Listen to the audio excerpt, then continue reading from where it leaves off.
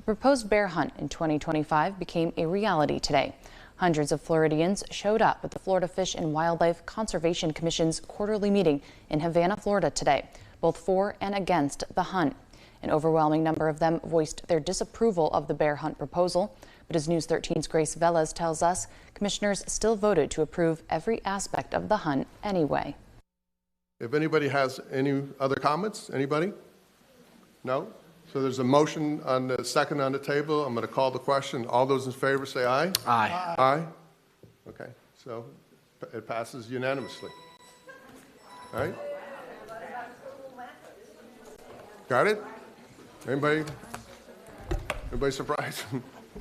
That was FWC Commission Chairman Rodney Barreto cementing Florida's first black bear hunt in nearly a decade will take place in December, then asking if anybody is surprised. Honestly, this was the most discouraging and disheartening and really disappointing day in my 15 years working with the FWC. There was very little consideration of the public input, and the cruelty factor, honestly, wasn't even brought up in the whole deliberation. And while many were disappointed, to answer Barreto's question, the final ruling didn't come as a surprise for many. Some groups were already prepared to take legal action against Wednesday's outcome. Attorney Raquel Lovey announced plans to file a lawsuit on behalf of Bear Warriors United. She and the organization's founder, Katrina Shaddix, say they feel confident in their case against the FWC Commission. The hunt is the result of the growing number of bear and human encounters.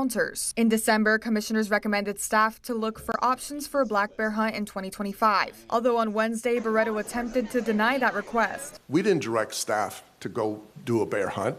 You came to us with this opportunity, correct?